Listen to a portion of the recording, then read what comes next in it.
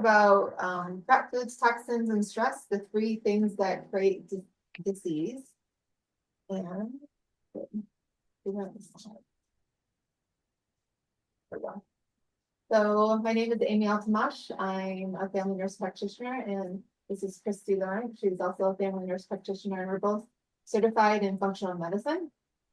We've been in the family practice for a long time. I just recently left it, and Christy still is working in primary care. And today we're going to talk about how fat foods, toxins, and stress are affecting our health and creating disease. And we're going to share a little bit of our own health journey and share some of our favorite foods and products and things that we love, so you guys can also enjoy them. If you stay to the end, we're going to give you the Healthy Living Guide, which is a great guide to live toxin-free. And I'm going to pass it over to Christy to start us out. So Dr. Jeffrey Bland is touted to be one of the founding fathers of functional medicine. And he says there is no disease in the body, only dis-ease. The origin is always unique. So essentially, when we're looking at an individual and whether they are feeling fantastic or struggling with some kind of imbalance in the body, we're looking at choices which impact the person's environment, also the genetic makeup of the individual. And in medicine, oftentimes, sometimes too much emphasis is being put on our genes and not as much of the environment and how we can influence whether those genes are being turned on or off. And thereby that is going to give us the biochemistry of the individual. That's going to determine whether we are well and feeling fantastic or having illness and creating problems. But at the end of the day, it's about the choices that we make day in and day out.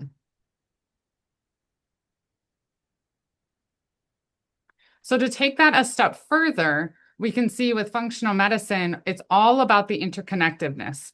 Amy and I are both looking at the body as a whole, and we're aware that everything is communicating with everything in the body. So the environment would be those choices that we make, and essentially it's the things that we maximize, minimize, and prioritize in our life. In regards to our genes, we can see this diagram here. The human genes is just a little bit part of the puzzle, and the microbial genes are a much larger piece of the puzzle. And what's interesting is research is starting to show us that the bugs in our body, especially the microbiome and the healthy bacteria that's living inside of us, really influences the health of the individual and will determine what genes are being turned on and off. So we always say in functional medicine, the genes load the gun, but the environment pulls the trigger. So just because somebody has a genetic predisposition to something does not mean that we need to activate those genes and that they're going to be expressed in the individual. And then in regards to the biochemistry, we're looking at the systems in the body, the endocrine system, which is the hormones, the immune system, which is what activates or deactivates inflammation, the nervous system, the digestive health, the metabolism, detoxification. So all of those systems are communicating, talking to each other, and creating balance in those, again, is going to determine whether we're having wellness or illness in the body. So what is functional medicine? Dr. Mark Hyman, this is his quote, that functional medicine is a science-based, personalized healthcare approach that assesses and treats underlying causes of illness through individually tailored therapies to restore health and improve function. So he has a good way of describing it. So he uses the bonsai tree, where you see a leaf on the plant that's turning brown and spotted. He says, would you just spray it with something and walk away? Of course not. You would ask questions like, is it getting enough water? Is the soil healthy? Is there mold, bugs, chemicals in the air? You'd look at the whole plant, the roots, the trunk, the air, the water, not just the leaf. But that's how most conventional medicine works. You get a symptom like fatigue, weight gain, or anxiety, and standard approach is just to treat the symptom, like spraying the leaf without ever asking why it happened in the first place. So functional medicine says, let's look at the environment the body is living in. Is there toxin overload, poor nourishment, and emotional stress or inflammation? And sometimes, yes, we need something to stop the damage quickly, like a supplement or a medication, but we don't change what caused it in the first place. We should absolutely expect it to come back. And that's a big key, is that it can come back if you don't treat the underlying cause. So that's why we go deeper, so we can heal from the root, not just patch the symptoms. So all things are interconnected. We do not touch disease, we build them. We have to eat, drink, think, and feel them into existence. We work hard at developing our diseases. We must work just as hard at restoring health. The presence of germs does not constitute the presence of disease. So when it comes to your health, nothing happens in isolation. Your energy, your immune system, your mood, your weight, they're all interconnected. That's why in functional medicine, we don't just chase symptoms. We ask deeper questions like, are you getting enough oxygen? How's your spiritual health? How do you handle stress? Are you overloaded with toxins? Do you have food sensitivities or immune reactions? Is your body producing energy the way it should? Are you absorbing the nutrients from your food?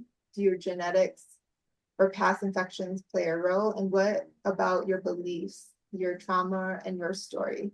These aren't separate pieces. They're all influencing each other. So instead of asking, what diseases do you have? We ask, what kind of person is experiencing this imbalance? Because when we support the whole person, body, mind, and environment, healing becomes possible. Here's an inconvenient truth.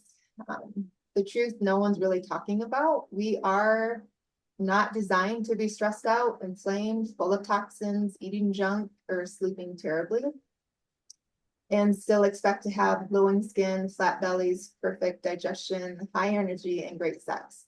That's just not natural. But most people don't realize this. They're doing what everyone else is doing, eating the standard American diet. They're running on stress, staying up late, never resting, and they assume, well, this must be normal, right? This is what everybody else in America is doing. So when they start gaining weight, feeling exhausted, or getting sick more often, or losing their libido, they feel confused and defeated. They think someone's wronged them, but it's really the system that's broken. The truth is, we live in a world full of nutrient-poor foods, hidden toxins, and chronic stress. And even when we know better, we often don't have the education, motivation, or support to change it. That's why you're here. That's why you came to the webinar, to learn how to reconnect with what your body was designed for, so it can finally heal. All right, so we're going to go a little bit to the next level, a little bit more in depth, and explain how crap foods, toxins, and stress mess with your immune system. So your immune system is supposed to be smart. It's designed to react quickly to threats and then calm down when the danger is over. But these days it's overwhelmed and confused all the time. And here's why: because we eat crap foods. Crap food doesn't feed your immune system. It looks like a toxin and triggers stress inside your body. Toxins deplete your nutrients and stress your detox systems. Stress itself weakens your gut, it blocks detox, and inflames your body. Over time, this creates immune chaos, what we call dysregulation. And it can go two ways. One side is overreactive. So that would be going to this more autoimmune side on the left. Your body sees everything as a threat. This leads to things like autoimmune issues like lupus, Hashimoto's, or MS, allergies, eczema, or asthma. The other side is underactive, so more going towards this side. And this shows up as chronic viruses, gut infections like SIBO, which is small intestinal bacterial overgrowth, or candida, which is yeast. Or if you get constant cold, if you have toe fungus, or you've never really felt well, sometimes people are stuck in both sides, actually.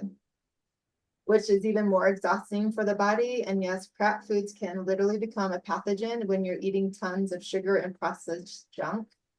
It feeds infections, it causes blood sugar chaos, and keeps the immune system on high alert all the time. A healthy immune system knows how to go to battle and then turn itself off. But when it can't hit the brakes, it's like the car speeding downhill with no control.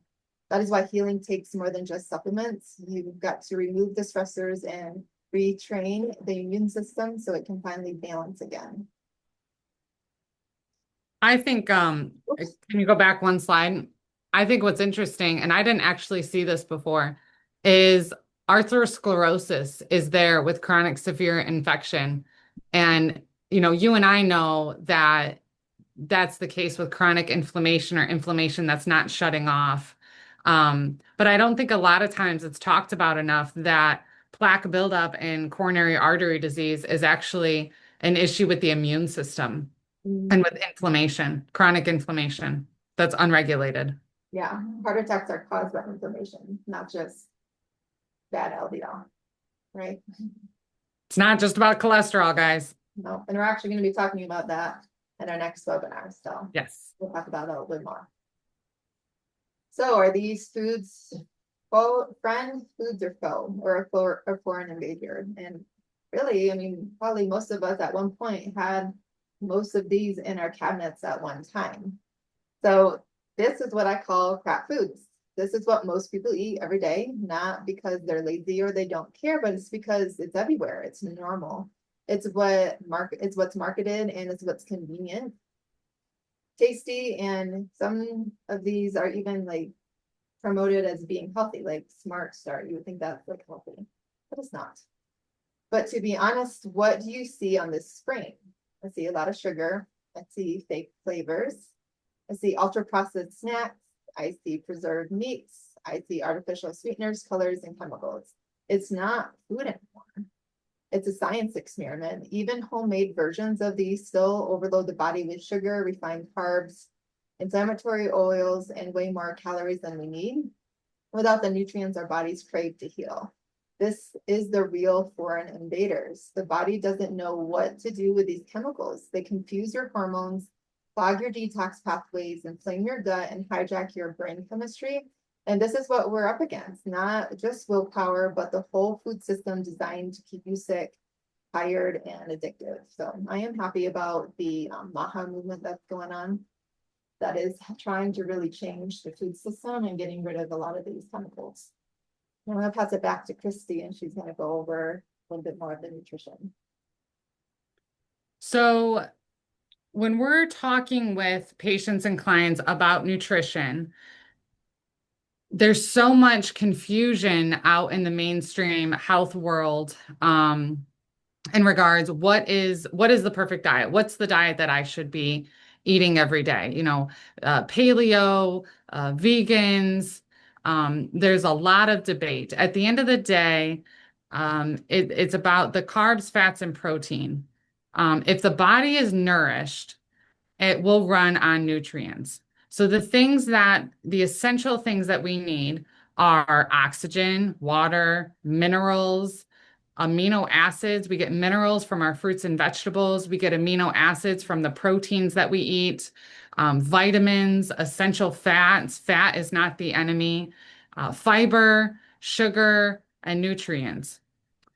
We need to keep in mind that when we're looking at, let's say a multivitamin and you flip it over and you say, vitamin D and it says maybe 400 IUs, and then it'll say something like 200% of the daily RDA or recommended daily value. That's only what is just required to avoid a specific deficiency.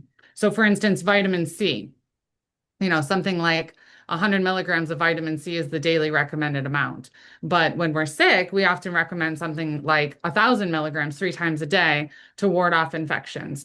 So keep that in mind with vitamins. The RDA is not necessarily a healthy or an optimal range, especially if we're targeting a specific nutrient deficiency. And also nutrient needs vary dramatically. Everybody's genetic makeup, toxic exposure, their need may be different. So that's why we don't make these claims. I'll never be able to write a book and say, just follow these rules as far as what you eat or take these vitamins and you'll be fine, because truly I believe it's individualized, and what may work for 20 people may not work for the next 10. So we really individualize our care when we're working with people. And again, poor health attracts disease, and what we eat and the foods that we eat, it matters a lot, which makes sense. I mean, we are an organism, and the food is the gas in the gas tank. You wouldn't put Coca-Cola in your car and expect it to run. You're going to give it what it needs. So the three main macronutrients that our bodies need are proteins, carbohydrates, and fats. And then this diagram here is really getting esoteric, and we don't need to get too involved with this. But essentially, we need these amino acids to be able to feed the citric acid cycle, which is what is going on in every mitochondria, in every little factory in our cell. We have these mitochondria, and that's what's making at the bottom here ATP. ATP is the energy of the body. And so you can see that all roads lead to ATP. So we can make it through eating protein. We can make it through eating carbs. We can make it through eating fats. The body is first going to burn carbs and sugars because they're quite inflammatory, and they're really quick to get to the energy. And then it takes a little bit longer to burn the protein. And then lastly, it'll burn the fat. And so that's why we hear a lot about fasting, because if you fast for an extended period of time, then you'll go into that fat burning stage, and that's where we can actually see some extra weight loss. But again, if we're going to do that, and if somebody decides they want to, let's say, go paleo or go carnivore, well, we got to make sure that they have beta oxidation capabilities. Some people don't.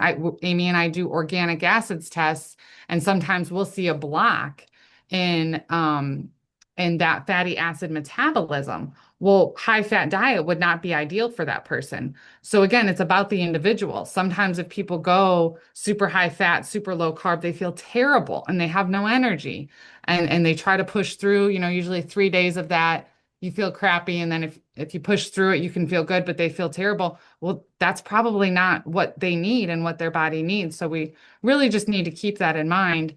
And then all the boxes in purple here are hormones. So of course we need insulin to be able to get the carbohydrates into the cells, but too much of insulin can be a problem and can actually lead to more fat buildup.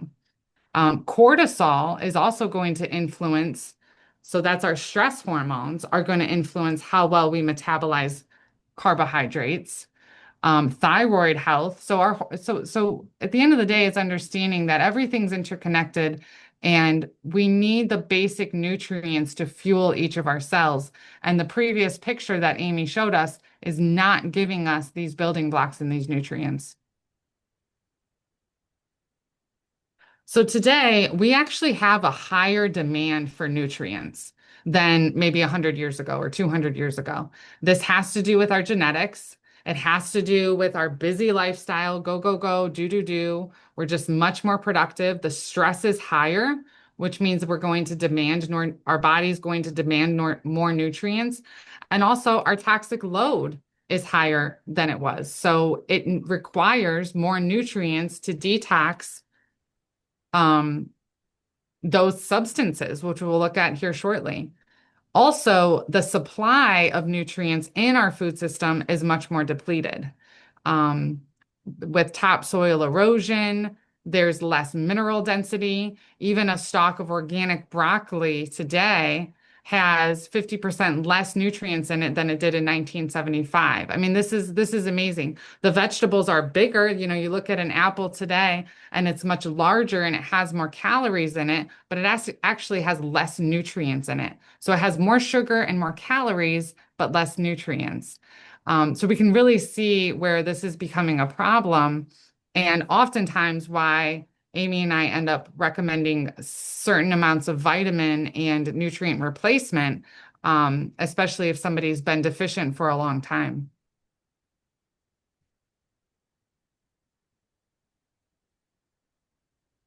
The other thing that's interesting is the food that we eat is information to our body.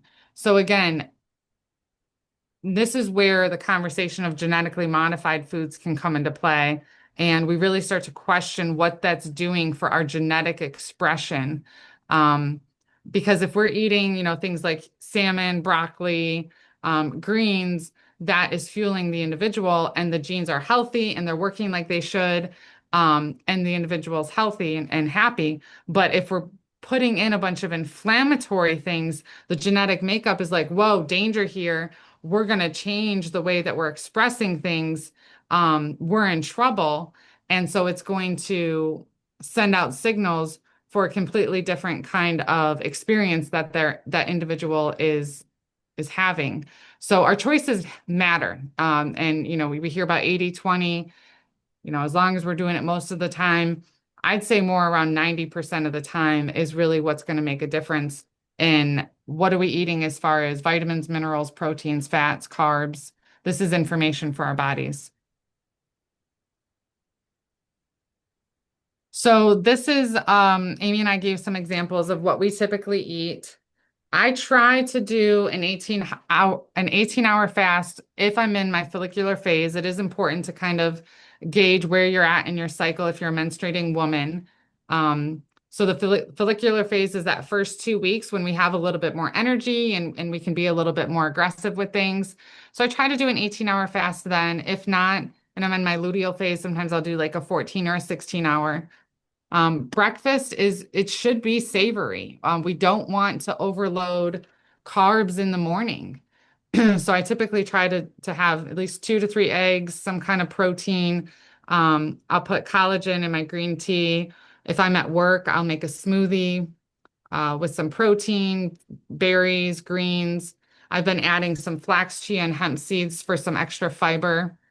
I've even been known to have soup for breakfast or leftover meat and vegetables. Dinners, I used to make real fancy and follow these cookbooks and make it real complicated. I keep it simple anymore. It's usually something like salmon with some brown rice. I love to do sheet pans in the oven with some olive oil and salt. Um, I'll do grass-fed beef, either hamburger or steak, probably two to three nights a week. Um, Chickpea, so some kind of carb. I typically have a complex carb at dinner, whether it be vegetable based with like a squash or a cauliflower, or I'm sorry, carrots or sweet potatoes, and then always a vegetable. I usually don't snack. Sometimes if I'm gone away from the house for more than 4 hours, I'll usually bring a little lunch with some snacks, and those are usually beef sticks. I found these little lentil chips at Fresh Time, sometimes nuts, dark chocolate. Um, an apple with sunflower butter is great. I've taken that to Cedar Point, or when we go on different kinds of, the zoo. That's a good thing to take with you. It's very filling. And then I usually do after a workout, I'll do some creatine and some powder, protein powder. For me, my overall diet is we are gluten and starch free in our house. We don't do dyes, gums, or preservatives, and we try to be 100% grass-fed, pasture-raised, or wild caught as much as possible. I live more by the 80/20 rule. Chrissy's more of the 90/10 rule. But I do about a 13-hour fast from 7 p.m. to 8 a.m. throughout all my cycles. My adrenals are stressed right now, so fasting too long puts too much stress on my body, so I can't really do long fasts right now. And that's important to know your cortisol and your adrenal state, because too long of fasting can actually be harmful for you. So if you don't know that, and then you can reach out to us and we can help you figure that out. For breakfast, I've been on a boiled egg kick. I've been doing 2 boiled eggs. I do 2 sausage patties in the air fryer and sweet potato toast. And I also do collagen. I do it in some cinnamon tea that has some black tea in it. For lunch, it's kind of been all over the place. I've been doing protein shakes, especially for on the go a lot in the afternoon. Or I've been doing like a chicken or tuna salad kind of dip. And I put avocado mayo, salt and pepper, and paprika. And I usually eat it with cucumbers, tomatoes, or some bell peppers. For dinner, because I have three little kids. I have a 3-year-old, a 5-year-old, and an 8-year-old. We do family friendly meals. So like we've been doing a lot of shredded chicken tacos with refried beans on a siete hard shelled tortilla with pico de gallo. Or we like to do, we have a Blackstone and we do salmon hibachi. So we take salmon and a bunch of different veggies and I grill them on there and I make my own yum yum sauce, which is really good. Because if you want to buy sauces, a lot of them will have seed oils in them and gums in them. So you can make them actually at home and they're pretty easy to make. I'm gonna need that recipe. Yeah. And then another thing my husband likes to make is beef kebabs. So it's hamburger meat rolled into like a little roll, and then we put on our Blackstone. It was like Mediterranean spices and roasted tomatoes over some basmati rice with our garlic sauce that we make.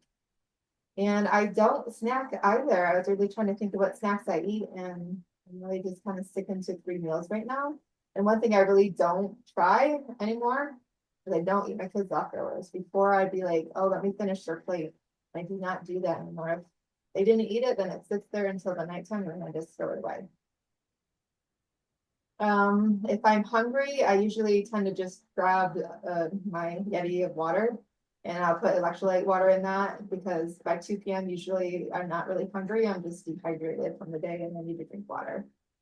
My workout is 5 grams of creatine with, I do amino acid powder, my workouts. This is a picture, this is the sweet potato toast that I use, and these are my favorite eggs. And this is the very delicious pork sausage. So I'm in Colorado and I get these at Sprouts, but I know you can get them other places too. So these are different grocery stores in Michigan and Ohio that Christy and I will shop in. Christy, do you want to speak to Thrive? You use that more than I do. Thrive is an online grocery store. I get a lot of my milks from there, so my oat milk or my coconut milk, because there's nothing else but there's no preservatives in it. It's just coconut or almond.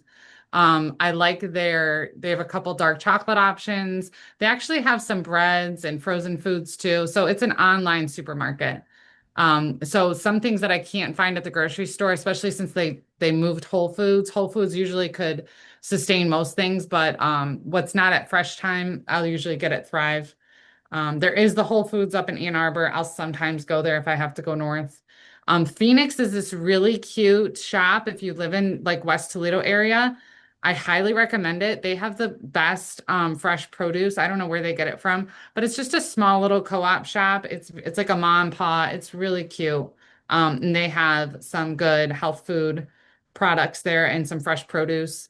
I get all my seafood from Wild Alaskan. I get a box. I think it's every 3 months. You can get just salmon, or they have like cod, rockfish, I don't know, a couple different options.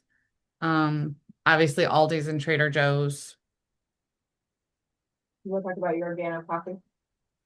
I've also been getting more organic coffees, and Amy and I have tried this Organo one, which is like a mushroom coffee.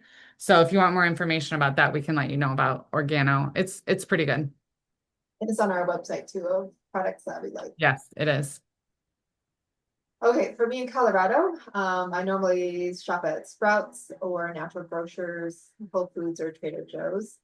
And my thing is I like the little natural grocery stores versus the big box stores. Like I hate going to Walmart, Kroger's, King Supers, it's called in Colorado, or Myers or Target, because they're too big and it takes me too long to find the product I need and to read all the ingredient labels for like the healthy products.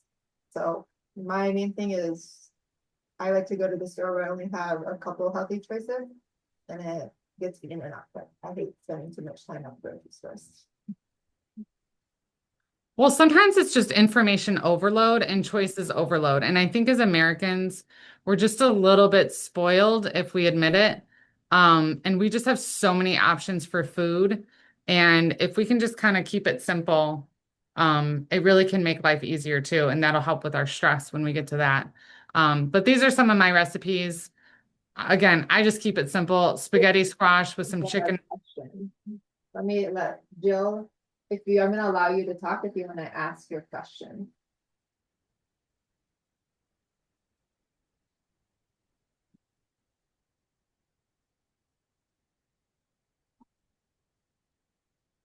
You have to unmute her.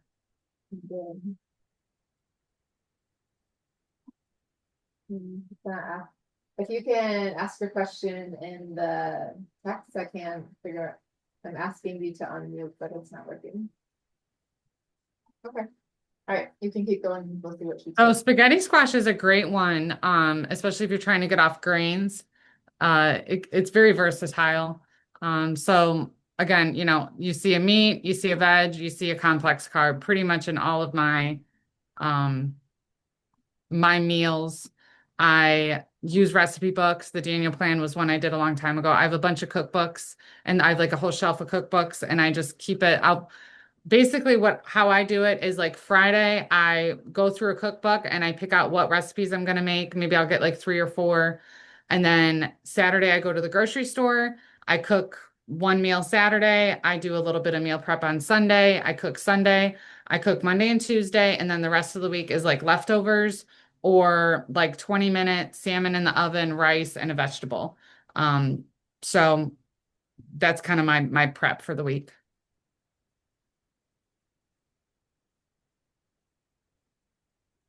Those are just some more. That Truvani shake, the pumpkin with the oat milk and a banana is so good. That salmon, I have that at least once a week after work. Takes me 20 minutes, pop it in the oven. It's fantastic. And then, of course, you got to give yourself some treats once in a while. So, like, this is some dark chocolate with some raspberries. Mhm. That's good.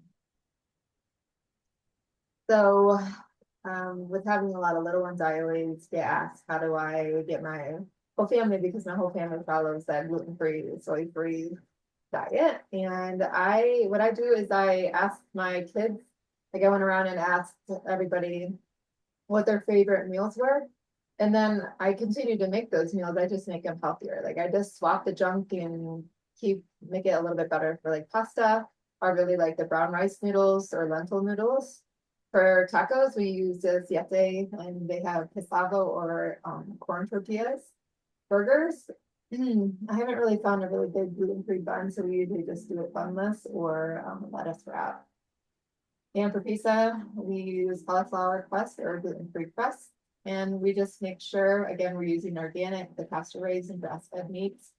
Or we are making our dips and stuff at home, so there's no gums or seed oils or dyes in them. Amy, can you guys do dairy? Yeah. So Outer Aisle has cauliflower sandwich thins, and those make pretty good buns. Or like they're like thin and it's made from cauliflower and Parmesan. Hmm. That sounds good. Can They're you pretty good. drop the link in the messages when you get a second? Yes. And Chrissy, you have to change it when you are messaging you have to change it to everyone because you just Um, doing it to host and panelists. I'm just messaging myself. Okay. I've been talking to you guys this whole time. You didn't know. So number 2 is toxins. So this is an interesting picture here. Some of the things, obviously, we can say, yeah, that's a toxin, right? Pollution, EMS, right? The electromagnetic frequencies from the towers. Chicken noodle soup, well, the aluminum cans, right? Um, Obviously, medications can be a toxin. Receipts. I'm a kind of a crazy person when I go to the grocery store anymore. I ask them to put the receipt in the bag. That way, when I touch it when I get home, I can wash my hands because there's actually a lot of oh, help me out, Amy. PA. BPA on receipts. Spraying our plants and our produce, mold is a toxin. The things we put on our skin, our makeup, our lotions can all be toxin. Food, of course, can be toxins. Toothpaste, I don't know why they're putting blue dyes in toothpaste, but so these are all the ways that we can get exposed.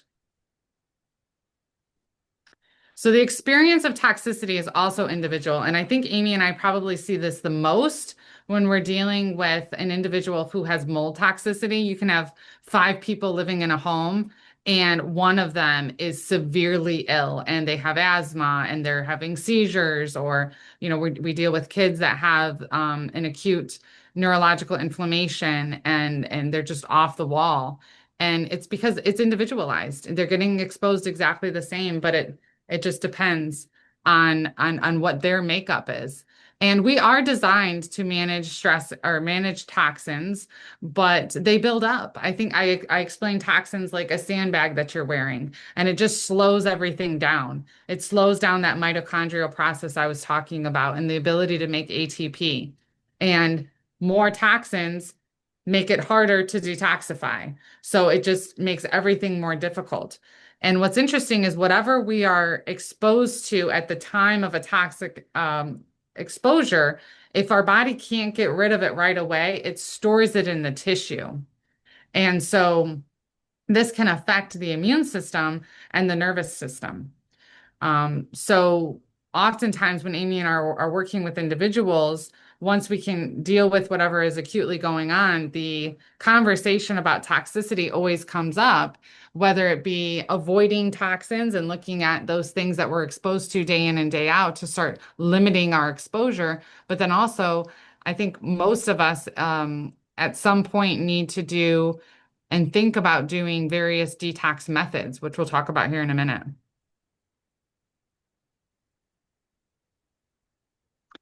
So this is I'm just real quick gonna explain, we have the different phases of detoxification. And so starting from stage 3, we need to make sure that we're having good bowel movements and good urination. So hydration is key, right? When we're thinking about detoxifying. And then we go backwards when we're looking at detoxifying someone. Some practitioners go right to detox, and that can be unsafe because we can see between phase 1 and phase 2 detox in the body, we make this red box, these reactive intermediates, and that causes a lot of damage and free radicals. So some people are really good at upregulating phase 1, but they're not good at phase 2. And so that can actually cause more problems. So if you're working with a practitioner or you're trying to do a detox, it's really important to be informed, starting with phase 3 and making sure you're having good bowel movements, you're hydrating, you're sleeping well, and then going in backward order. But also when we look at what's important for detoxification, look at all these nutrients. We have carotenes like vitamin A, ascorbic acid like vitamin C, vitamin E, selenium, copper, zinc. So again, we have to have the nutrients in the body to be able to detoxify.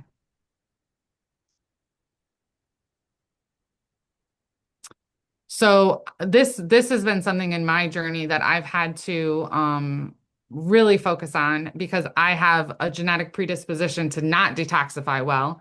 And I've been exposed to mold in my life. So currently I sauna. I bought a pop-up sauna from Therasage. There's the link here.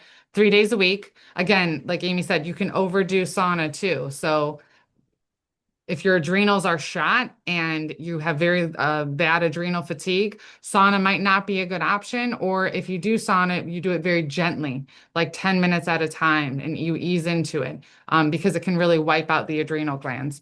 But I've worked up to 3 days a week, 30 minutes. I follow it with a binder.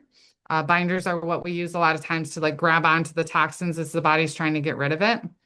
I've gotten into Cellcore and I do their yearly foundational protocol, which is a 4-month process. It helps to detox everything in the environment, the glyphosates, the phthalates, the mold, everything.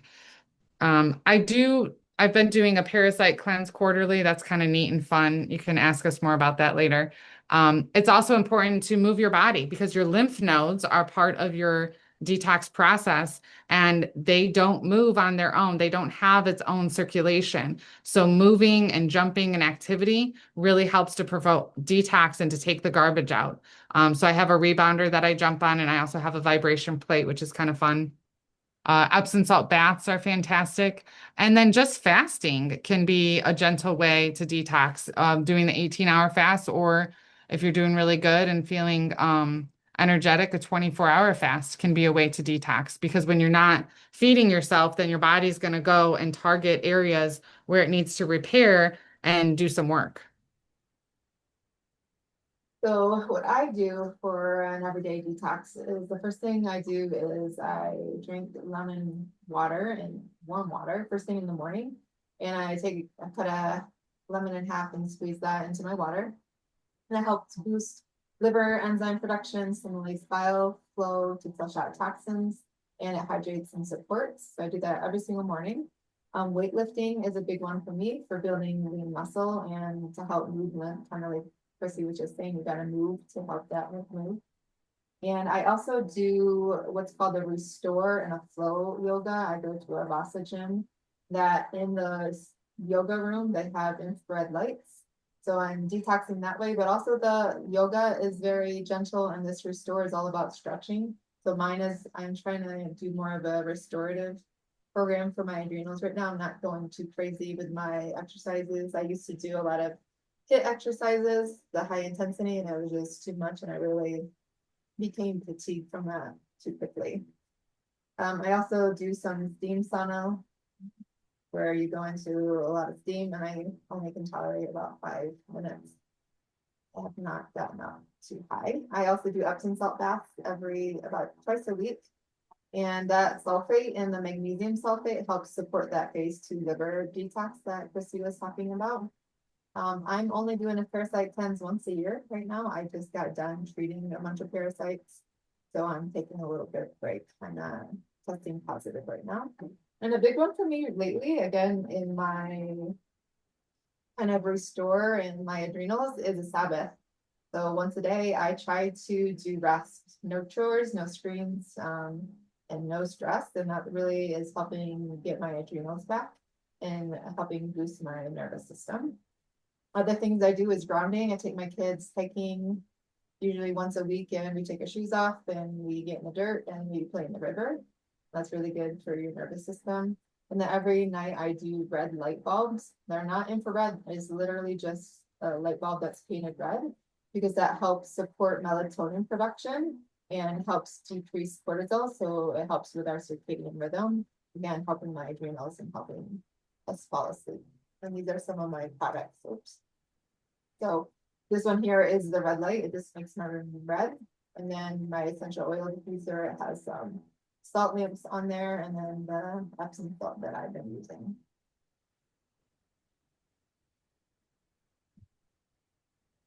So step one of detox is stop putting stuff in your body that is adding to the toxic burden, right? So we take inventory. What are you being exposed to day in and day out? Looking at the things that you're putting on your skin every day. What kind of air are you breathing in? So I don't do plug-ins or scented candles anymore. I really like doTERRA. I actually have it going right now. Beeswax candles. I love this Zoom laundry detergent, this patchouli. I still like to smell good, right? But I don't even use like perfume anymore because this laundry detergent, I'll be walking in the store and someone will stop me and ask me, what am I wearing? And it's just my laundry soap. I don't wear makeup a lot, but I do like the OG makeup. Making sure my air is clean, my water's clean. I do some EMF protection things because with the mold toxicity, I was sensitive to EMFs. So I really started looking into my exposure and how to limit it. I always use blue blocking lenses as well whenever I'm on screens. There's my little happy sauna. It's happy to see you. It's so cute. It is really affordable. And as you can see, it's really, I had it in my bedroom for a while and I just moved it to my basement, but it's fantastic. Within 5 minutes, 10 minutes, I'm sweating. 30 minutes, I'm in and out. It takes no time to heat up. It's really easy to clean. You can take off that little neck piece and throw it in the washer. I just put towels down to keep the bamboo clean, and so it doesn't come in contact with any kind of sweat. So that's what I use. That's one of my favorite things. Right? What's that? Is the Therasage. Therasage, yep. All right. So some of my favorite non-toxic stuff is I've been using Oliveda facial cleanser and a gua sha brush that helps with the lymphatic drainage in the face.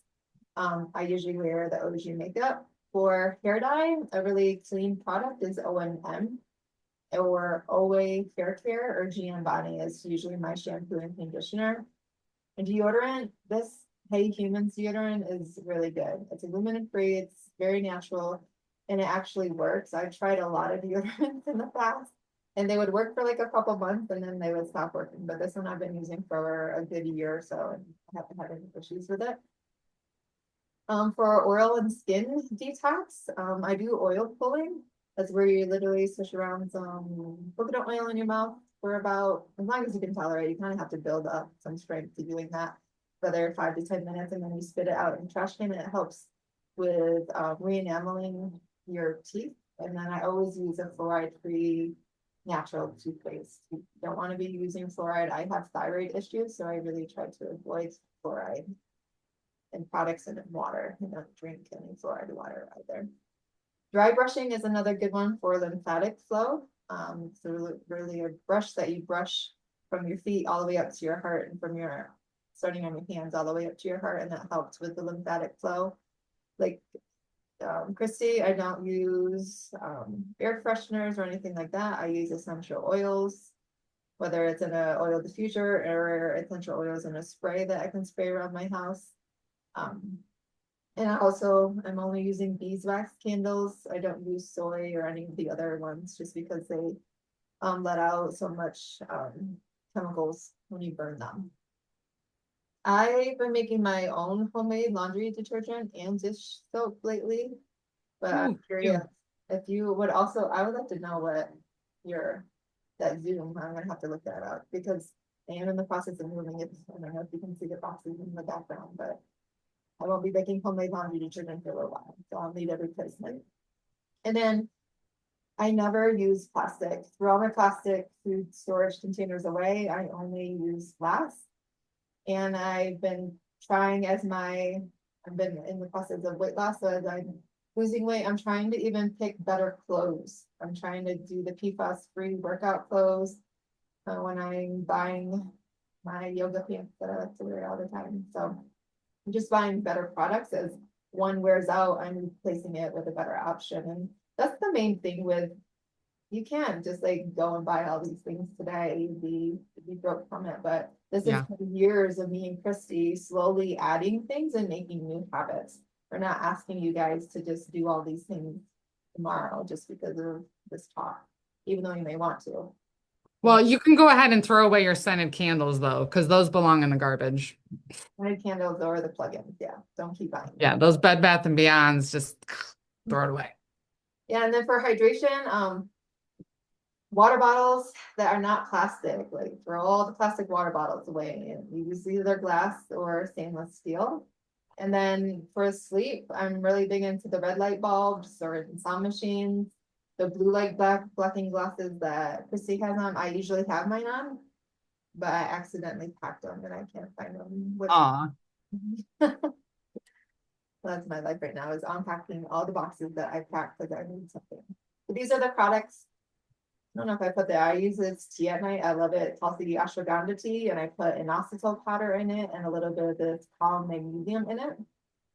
They're really good, and that's my every nighttime ritual. And then this is the Ultima electrolyte powder that I use in the afternoon. Oliveda is my face cleansing products I use. This is Oway. This is the shampoo I use, and this is what I use for my kids. Boca is the toothpaste I've been using right now. This is the Hey Humans deodorant, the OG makeup.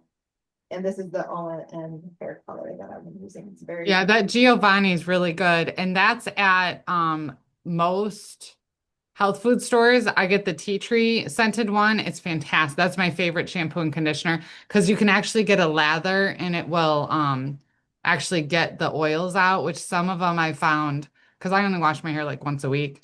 And so I really need something to penetrate the oils, and some of them didn't do that. good tip. I go to a holistic hair, what are they called? A hairdresser. And she said if you do have a lot, sometimes you need 2 shampoo washes. if you go a long time, like just wash with shampoo twice in a row to help get all of the oils out if you went a long time. Yeah. Do that sometimes because yeah, the OA does actually lather pretty well too. And another tip for the Giovanni is if you go to TJ Maxx, they usually have Giovanni there marked down pretty cheap. Cool. OG has a facial line I just bought too, Amy. Or not OG, Organo, Okay, the coffee company. I got their so I just started using it today actually. like face soap and stuff. Yeah, they have the soap and like the serum. It's anti-aging and like the little, mask. Yeah, Yeah, the whole set. you have to let us know how it goes. Yeah.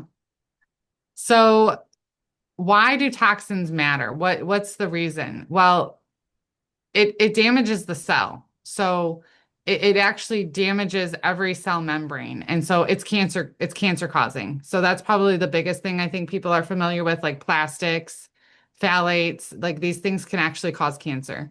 It increases oxidative stress, which thereby is going to increase inflammation in the body. It's going to mess with our enzymes and our ability of our enzymes to do what they need to do. Um, Hormones. That's why I was saying just throw those scented candles away because fragrances and scented things, they are endocrine disruptors, meaning the chemical is getting into our body when we smell it, or anything you put on your skin is immediately getting absorbed into your body, and the little molecules sit on those hormone receptors. And so then your thyroid won't sit on it, or your estrogen won't sit on it. And so then we're ending up with these young girls that are putting all this Bed Bath and Beyond and all this makeup, and they're having all these period problems because they're estrogen dominant, because they're overloaded with these chemicals and they're not able to process through their estrogen. It affects your immune system. It affects your mitochondria. So just a lot of ways that this is all a bunch of scientific stuff here. But at the end of the day, it's just proof that these chemicals are really messing with us in a lot of different mechanisms. So we need to really pay attention to it, especially those things we're using day in and day out, like your soaps, your lotions, your facial products, the things you're smelling in the air, and try to move those over first. And the third thing, and none of these is in order, by the way, crap food, toxin, stress. If you have just one of them, if you're overloaded, it can cause issues. Unfortunately, many of us have all three. And so stress alone can create a lot of dysfunction in the body. And so, we have McDonald's, like, crappy food. Again, food can be a toxin. Food can also create more stress and inflammation in the body. The bumblebee tuna can, that's because of mercury. So that's another toxin there. Over exercising, like Amy's been, wonderful at listening to her body and backing off of some things that are healthy, and some goals that we might have for ourselves, but it's being realistic and saying, okay, like doing HIIT workouts 4 days a week isn't for me right now. Our thoughts, what are we thinking? What are we what are our thought processes? And I love this cartoon here because it's kind of me. This guy says, I'm learning how to relax, doctor, but I want to relax better and faster. I want to be on the cutting edge of relaxation. And I've certainly found myself like doing all the things, right? Like, okay, I got to meditate for 20 minutes and then I got to lay on my mat and then I got to do my sauna and then I got to do a breathing exercise. And so I'm like trying to do all these relaxation things, fitting it into a day, and I'm ending up stressing myself out because I'm putting too much on my plate. And so it's just having those realistic expectations of yourself, of your thoughts. Um, this is just to keep it real simple. We have a sympathetic, which is fight or flight, and a parasympathetic rest and digest nervous system mode, right? The sympathetic is meant to be temporary, and we can see when it's activated, it's influencing all the different systems in the body. Your eyes dilate, your heart starts pumping faster so you can run for your life or you can fight somebody, right? That is meant to be short term for survival. Parasympathetic is where we rest, digest, heal, make babies.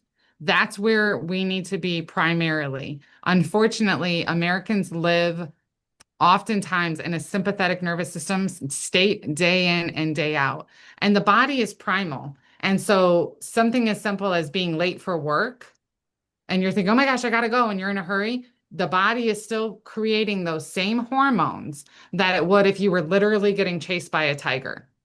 And so we have to, have that understanding what's going on in our experience. Like, yeah, we may be late for work, but like, are we getting chased by a tiger? Like maybe we can take a step back and really take a deep breath and live more and focus more and have that mindfulness around having more of a parasympathetic experience. And so again, hormones are interconnected and the adrenal glands, we call it the master hormone. And oftentimes Amy and we can test for that. That's really a functional medicine test. You really can't check cortisol in the blood. But it's going to influence all the other hormones. And so when we're thinking about the interconnectedness, the hypothalamus, the pituitary, the adrenals, the thyroid, the gonads, everything is interconnected. So something like a woman that's having difficulty having a baby and getting pregnant. Well, it could be because of the adrenal glands, because of the chronic stress in her life, right? And so the hormones are all communicating to each other. And I love this quote here: life is about 10% what happens to you and 90% about how we're reacting to it. The vagus nerve is our primary nerve that's going down the central part of our body. It's called the wandering nerve. And this is influencing the experience that we're having. And it's talking to all the different organ systems in our body. And what's interesting is, we used to think like the brain is constantly talking to the rest of the body, and it's like the master telling the body what to do. But we're finding that actually there's this afferent where the gut is communicating to the brain. And so that's where we spoke last time about gut health and the importance of focusing on having a good microbiome, good digestion, because that is going to influence the rest of the human experience in regards to the immune system, inflammation, making our neurotransmitters. So there are ways that we can support our vagus nerve and strengthen our vagus nerve.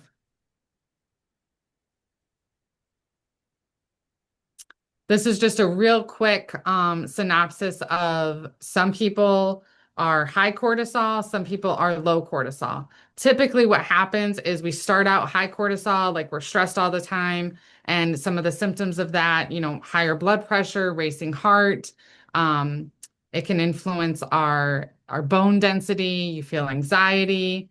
It actually can increase your blood sugar because cortisol is a steroid. And then if that goes on for a long time, then the adrenal glands will start we get into this phase 4 adrenal fatigue, and now we start to have low cortisol. And that's a really unhappy place to be. That can feel like low blood pressure, low pulse, low motivation. You're just really tired, but you're wired and you're essentially living on adrenaline. So a lot of times they're tired all the time, but they're kind of having like panic attacks. So those are kind of the two different states of, severe high, severe low. And again, Amy and I can check for that to determine where an individual is and where we need to support them. Yeah. The adrenal testing is a saliva test that we would do, or a urine, and it's going to give us different points. We have to do it at specific times, and that's how we can know if it's too elevated or too low. And I alluded to this about the enteric nervous system. This is actually that gut feeling that we have, when we get the butterflies in our stomach, or we say, oh, I have a gut feeling. I mean, that's actually the case. And so in our gut is where 90% of our serotonin is made and 50% of our dopamine. And so many of us are dealing with mood disorders where we're having anxiety or depression or ADHD or bipolar, and it's not a serotonin deficiency. It's oftentimes a microbial imbalance in the gut. There's inflammation in the gut lining. It's a vagus nerve issue. And so that's where the focus should be, It's not always really what's going on in the brain. Certainly, we use many approaches and therapy and thinking about your thoughts um, can be beneficial, but at the end of the day, the gut health is really important. So these are some of my stress reduction techniques. Brain tap is cool. What's Amy always tell me, I like the biohacking stuff, right? It's like a headset. It's got the ear, over the ear headphones, and they blink blue and red lights, and you attach it to your app, and it will give you either binaural beats, which are meant to be stimulating for the alpha, delta, or theta brain waves. So a lot of people are getting into binaural beats. Or it does like a meditation, like it'll talk you. It almost reminds me of like it's brainwashing me. The guy's talking and he's talking about being optimistic and being, whatever. There's a Christian one, like there's all different kinds of settings you can do, but it also has a headpiece for your eyes, and it's got blinking red and blue lights. So it's kind of getting into like a meditative state. And again, like a theta wave state, similarly to where if you were doing a meditation. So it's kind of cool. I do it before bed. The Gupta program, something that I had to do after my mold exposure and my COVID experience. My nervous system was really jacked up and I needed to do some brain retraining. And so the Gupta program is really fantastic for that. It involves meditations and doing a procedure if you're having a fearful thought or an anxious thought or a thought that's kind of spiraling you into a sympathetic nervous system state. Hue chant is really great. It's literally going hue, and you just keep doing that for 3 to 5 minutes. That really can activate the vagus nerve and kind of get you into a meditative state. I love if I'm really stressed or feeling a certain kind of way, get me in the bathtub with some magnesium and I'll chill out within 10 minutes. I also have the chakra mat, which you'll see in a minute. It's pulsed electromagnetic frequencies, which kind of mimics nature and it's very healing to the body. It's anti-inflammatory. And it has, yeah, there it is. There's my messy office. I have my little walking pad, but this mat is really cool. So I lay on that for 20 minutes as well. And that really calms me down. Yeah, I was having a lot of back issues and I came into town to visit and Christine let me borrow that mat. It was really nice. I got to sleep. Like it just puts you to sleep. And I even slept on it all night. It was pretty good. All right, so my daily stress reset ritual, so how I support my nervous system, hormones, and energy every day is when I wake up in the morning, I usually wake up about 5:30. I try to get outside if the sunlight is out. Right now it's out, so that's nice. Because that helps boost your cortisol awakening response and it improves your energy and mood. I also do the hue chant for about 3 minutes. And I twice a week will take a magnesium bath in the morning to help kind of wake me up and get me ready for the day. And connection time with my husband. Morning intimacy increases oxytocin, it reduces stress and supports hormonal balance. And I think that's a lot of things that your doctors don't normally talk about is your intimacy and your relationships, because relationships can be toxic. They can either breathe life into your health or they can take it away. So definitely having a good relationship with your significant other is really important. My vagus nerve reset is singing, gargling, or gagging. So I like to turn the music up really loud in the car and sing, or when I'm cleaning the house, or gargling and brushing your teeth. But prayer and Bible reading is really important for my stress reset. That's important to me, and that helps calm any anxiety and promotes peace and purpose. I always try to get out in nature a couple times a day, especially because I have 3 kids. So we're usually always going outside, and I try to, for the most part, not wear shoes if it's not an area that's sprayed with chemicals a lot. In the evening, usually from dinner to 9:30, I again like to look at the sunrise and the sunset. I like to see the pretty colors because those red hues tell your body to wake up, and they also tell your body to calm down and go to sleep. So that's really important to see the sunset. And I also like to read in the evening. That's very calming for the nervous system. And then I've been listening to healing frequencies at night. So you want to listen between the 432 and 528 hertz. And that promotes relaxation. It can improve the HRV and get you into that parasympathetic activity. And then I showed you the picture of that herbal tea. I use the ashwagandha, tulsi, magnesium, and inositol. And it's really helped to calm. And the ashwagandha and tulsi are really great for adaptogens and for your adrenals. And box breathing also is really good to help get you into that parasympathetic.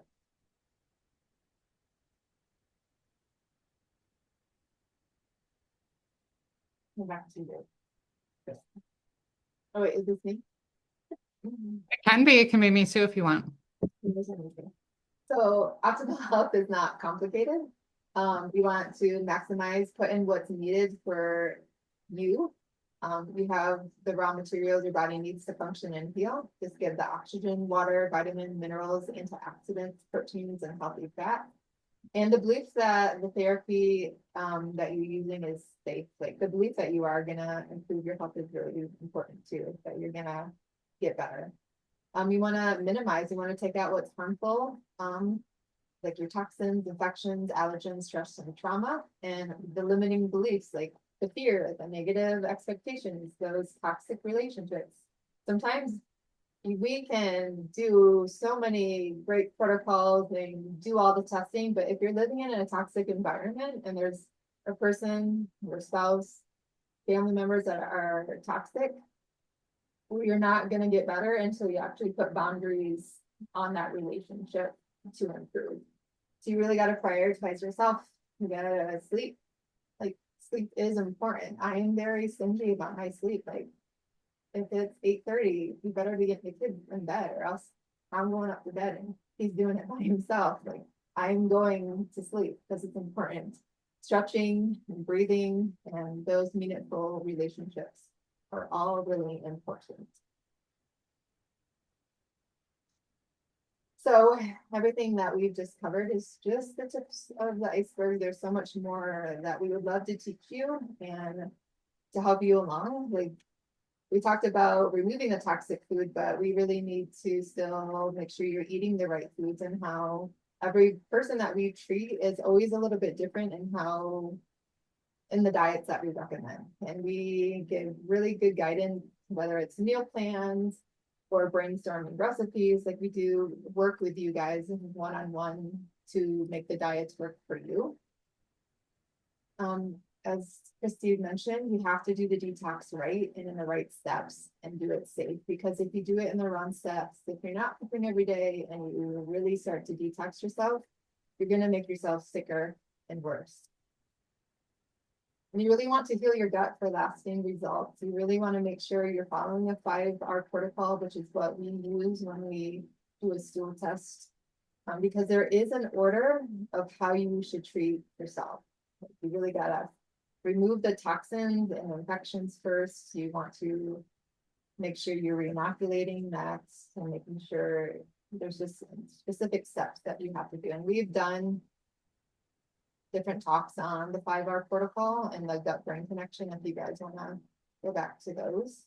And like we talked about your stress, if you want to really know where you are with your adrenals, to know if you can do those high intensity exercise, to know if you can fast really long, you want to know where your adrenals are and to test your cortisol. This is the cortisol test that we do that does different points throughout the day, and it gives us a really good idea of how to treat you. We also really want to make sure your nervous system is rebalanced. So learn how to use music. We do different tapping or the brain tapping, like she talked about, meditations to heal. Or I really like the HRV. Christy's wearing her Oura ring right now that's tracking her heart rate durability. That's what that stands for. That's really helpful for your adrenals and for your nervous system. So there's a lot of different biohacking things that we can help you learn to improve your health. One program that I kind of incorporated all of the things we talked about today. I do a detox. I do a gut healing protocol in there. I give you 12 weeks of recipes, menu plans, and grocery lists, so you know exactly what to eat. I ship you an adrenal kit so we can test to see what your adrenals are. Everything that we've talked about today is included in the 35 plus weight loss blueprint. It is only for women right now, 35 years and older. And it's for women that want to lose weight and want to lose weight naturally, because if you've been trying to lose weight just by exercising harder or counting your calories, there's deeper root cause issues that are there that are the reason why you're not losing the weight. We do weekly group coaching calls every week. And I also do a 3-month detox that will detox heavy metals, parasites, and environmental toxins and mycotoxins in there. So I'm really hitting every aspect of weight loss naturally. So we also talk about heart rate variability and how to improve that and use that to know what kind of workouts to do. And if you want more information about that, you can book a weight loss resistant assessment and we can see if you're a good fit for that. But if you're not a good fit for that, these are the other conditions that we treat. We pretty much treat everything. Women's hormone health, we do hormone replacement, we treat perimenopause or menopause, PMS or PMDD, fertility, if you have decreased libido, hormone imbalance, even for men, gut and digestive issues, if you've had IBS, constipation, diarrhea, or bloating, or if you had what you think is SIBO, which is a small intestinal bacteria overgrowth, or if you use acid blockers a lot, food and chemical sensitivities, pretty much Christy's really good in the mold toxicity and the autoimmune component. She loves that. And then we also have a lot of like ADHD and autism, anxiety, depression, PANS, PANDAS. We have a great program called Heal Neuroinflammation that we work with kids and adults to heal brain inflammation if you're dealing with any of those symptoms. And if you want to work with us, the best way is to book a free root cause assessment. It's kind of a one-on-one call where we get to know your symptoms and what you're dealing with, and then how we can help you through that and do the one-on-one coaching. So we either have the group coaching, which is a 35 weight loss blueprint, or individual one-on-one coaching sessions available. So I'm gonna drop this into the comments. This is the Healthy Living Guide, and I'm gonna actually just bring it over here to show you what it is. So the Healthy Living Guide is kind of going over what fats to eat, what proteins to eat, and what carbs, which is kind of what Christy talked about at the beginning. What fruits and vegetables, dairy, milk alternatives to eat to avoid the toxins. And then I give you the top 20 harmful additives that are in our food. So when you look on the ingredients list that you really want to remove all of these, if they say it, just put it back on the shelf, do not buy it.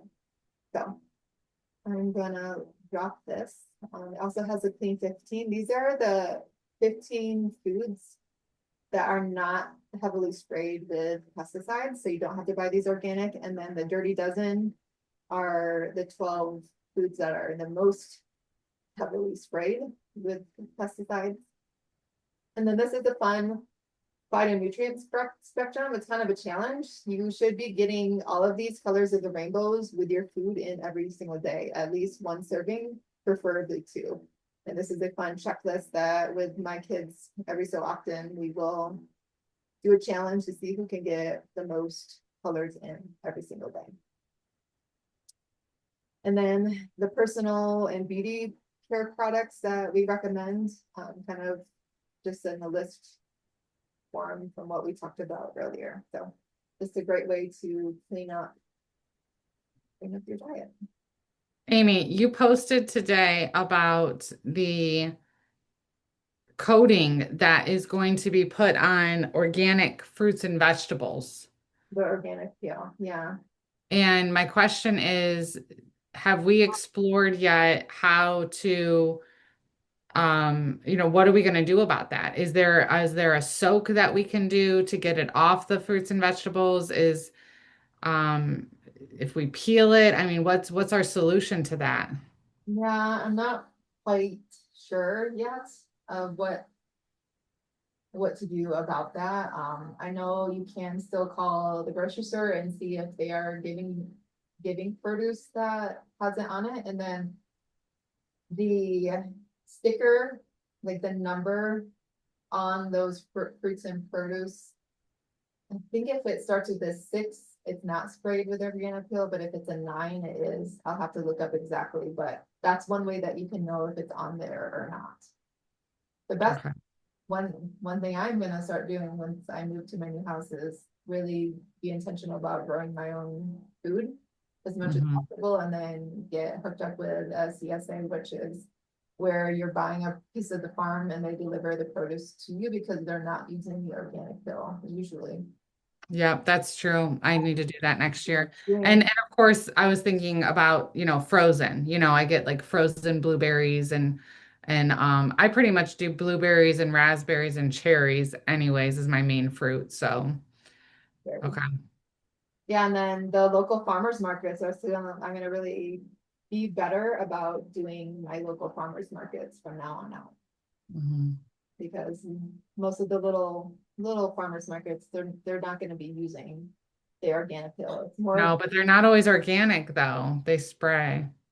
well, depends on which farmer. I mean, there's different farmers that come in, depending on where you go, Yeah. more natural products or organic products. Even though if they don't have the organic label, you just talk to the farmers and they'll let you know exactly what they use. Okay, last thing is we have some fun upcoming events.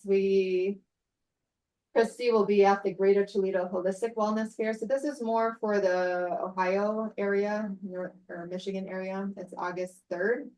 And it's free. And there's going to be a lot of holistic practitioners and holistic services that are in your area at this event for vendors, and it's free. So you can go check out all the different people there. And then I am hosting another online masterclass September 3rd.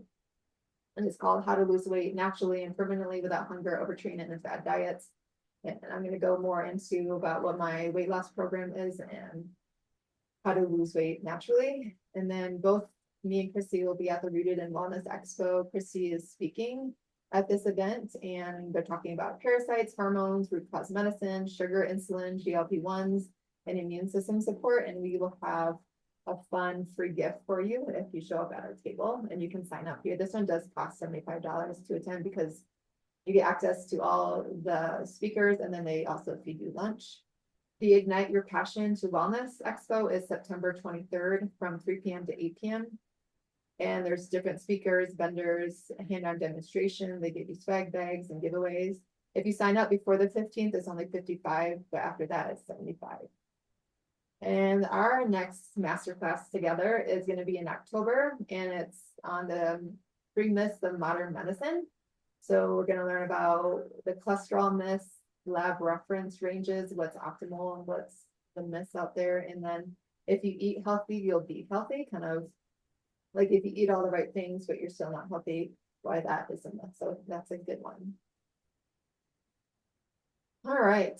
That was a lot of us talking. So if you have any questions, again, book a free root cause assessment, or you can email us, and then make sure to follow us on either Facebook or Instagram. But if you guys have any specific questions, I'd love to hear from you. You can raise your hand or put it in chat. And then I'm gonna, in the chat, put the healthy living guide there real quick.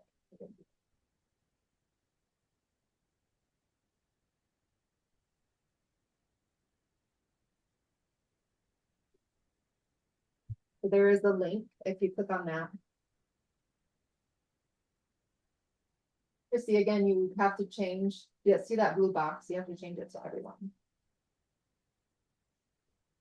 It says hosts and panelists. Yeah, but that's just us. That's not everyone. I don't have everyone. I guess I can't write because it doesn't say that on mine.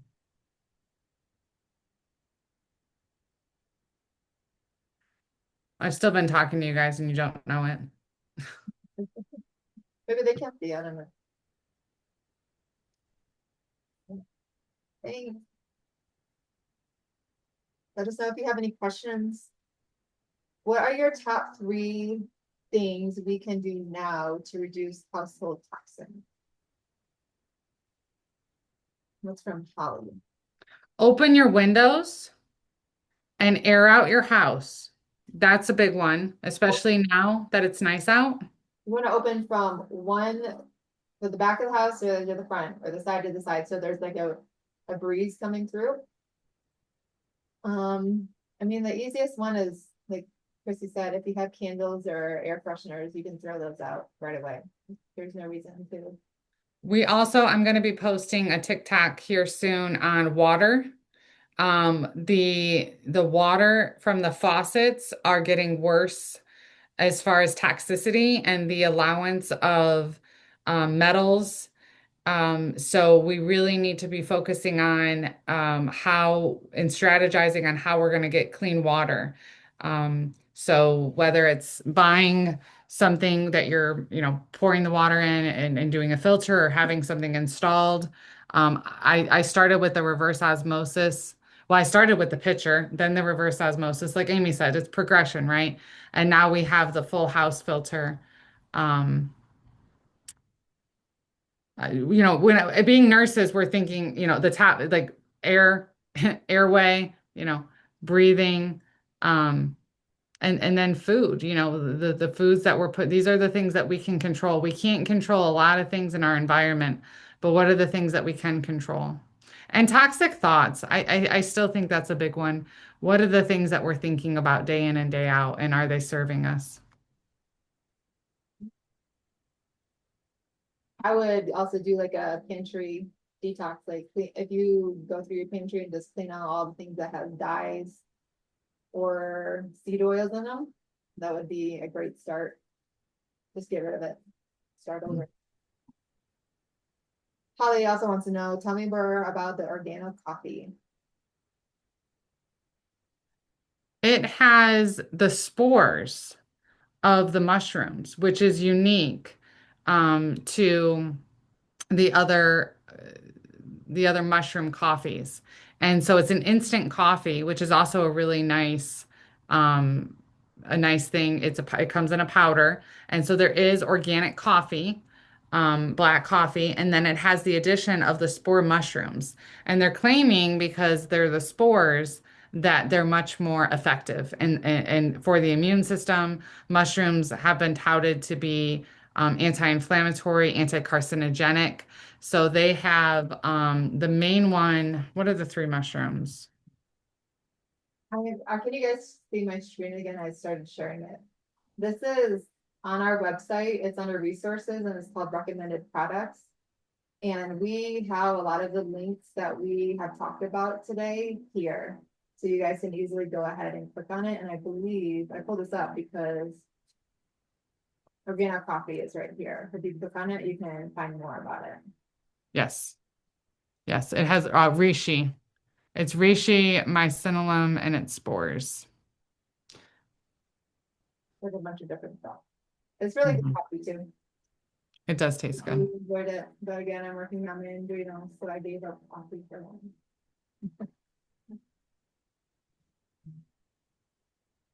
So it's instead of just regular coffee, it's kind of a calming boost in the morning, rather than that stimulating jittery from just the caffeine. It's got less caffeine, but the mushrooms are supposed to be like mentally clearing, for your brain to keep you focused, right? It's good for your immune system. Yes. What is What's the Gupta program? I believe that's also in our favorite things, right, Amy? I think there's a link to that. Um, it's advertised as a brain retraining program, and it's indicated for people that have chronic illness or have had chronic illness, things like SIBO, mold toxicity, chemical sensitivities, mast cell activation syndrome, where he calls it a looping in the brain. And it helps to kind of step by step educate you on what is happening in your brain and why the nervous system activated the immune system. And now the danger's over, and we can start training the brain to calm down and not go 100 miles an hour every time we have a thought or a trigger in the body. And we can start kind of retraining the brain to calm down, settle down, thereby calming down the immune system. So there is this, again, everything's interconnected, and the nervous system and the immune system are constantly talking to each other. Yeah. So it's an app. It's like an app on your phone. And the guy, Dr. Gupta, he's a physician, and there's like support. There's meditations that you do. There's little, 5-minute videos. It's kind of like classes that it takes you through step by step. About that is the first month, the first module is free. So you can Yes. kind of trial it out and you can get a lot of benefit from just doing the first module for free. Yes. And there's some free meditations in there too. Yeah. Yeah, definitely check out our page. It has a most of our stuff. We might have added a couple more that aren't on the website, but most of it's there. Well, thank you all so much for joining us. It was really fun, and we hope to see you again in October or at some of our events around town. Yeah, for sure. And then you'll also get an email tomorrow with the replay if you want to go back and replay and watch the things that we talked about. But make sure you grab that living guide now so you have access to that. Okay. All right. Bye, guys. Bye bye. You're welcome. Bye.